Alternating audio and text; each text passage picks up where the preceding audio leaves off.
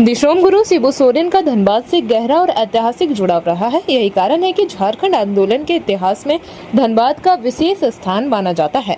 यह बातें झामुमो के धनबाद जिला सचिव मन्नू आलम ने खास बातचीत के दौरान कही। उन्होंने बताया कि वर्ष 1973 में धनबाद के गोल्फ ग्राउंड से झारखंड आंदोलन को नई दिशा मिली और यहीं से झारखंड मुक्ति आंदोलन को संगठित रूप देने की शुरुआत हुई।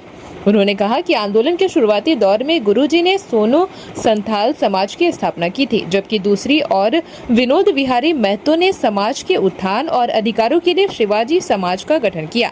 बाद में दोनों संगठनों ने एकजुट होकर झारखंड मुक्ति मोर्चा का गठन किया, जिसने अलग झारखंड राज्य के आंदोलन को व्यापक जन समर्थन दिया। मन्नू आलम ने कहा कि धनबाद केवल एक राजनीतिक केंद्र नहीं था, बल्कि गुरुजी की कर्म भूमि भी रहा। संथाल परगना जाने या वहां से लौटने के दौरान गुरुजी अक्सर धनबाद में रुकते थे और यहां के लोगों, कार्यकर्ताओं तथा आंदोलनकारियों से मुलाकात करते थे। धनबाद की जनता के साथ उनका आत्मीय रिश्ता था, जो जीवन भर कायम रहा। उन्होंने कहा कि आज झारखंड में जिस माँ, माटी और मानुष की बात की जाती है, उसकी मूल सोच दिशोम गुरु शिबू सोरेन की ही देन है।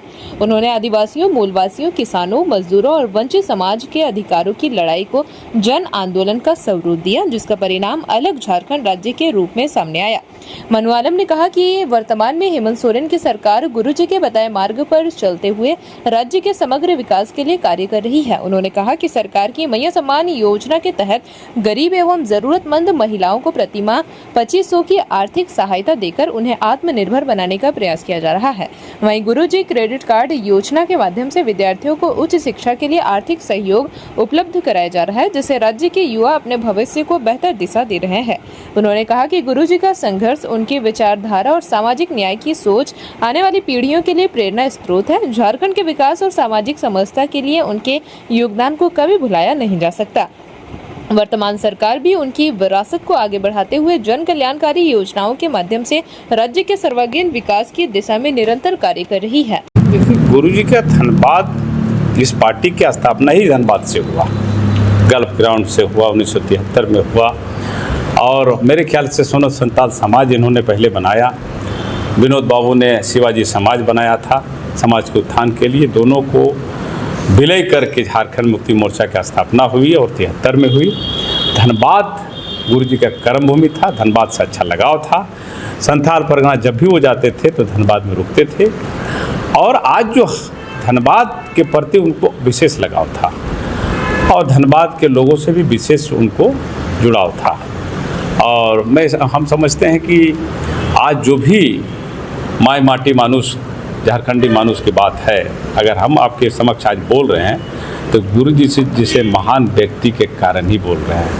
हम सब जो आज हैं दबे कुचले लोग, जो राजनीति का रो नहीं जानता था, इन्हीं का देन है कि आज हम लोग बोल रहे हैं।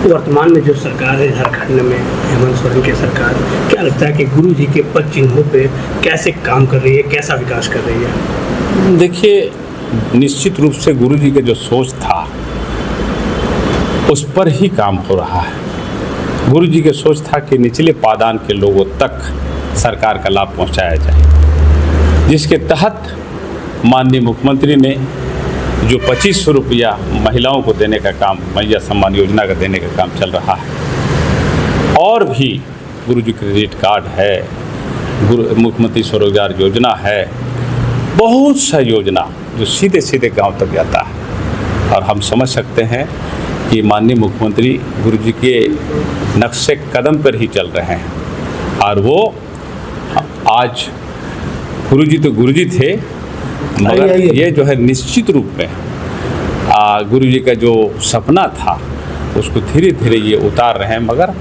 केंद्र सरकार द्वारा सौतेला व्यवहार करने के कारण और 1,36,000 करोड़ रुपया जो बकाया है तो ये नहीं दे रहे हैं। अगर पैसा दे दिया जाता तो मेरे ख्याल से और भी झारखंड का विकास होता, तो नहीं दे रहे हैं। तो बाकी माननीय मुख्यमंत्री जी अच्छा काम कर रहे हैं। जेपी भारत लाइव, भारत की बात जेपी के साथ। वीडियो को लाइक करें, शेयर करें और चैनल को सब्सक्राइब करें।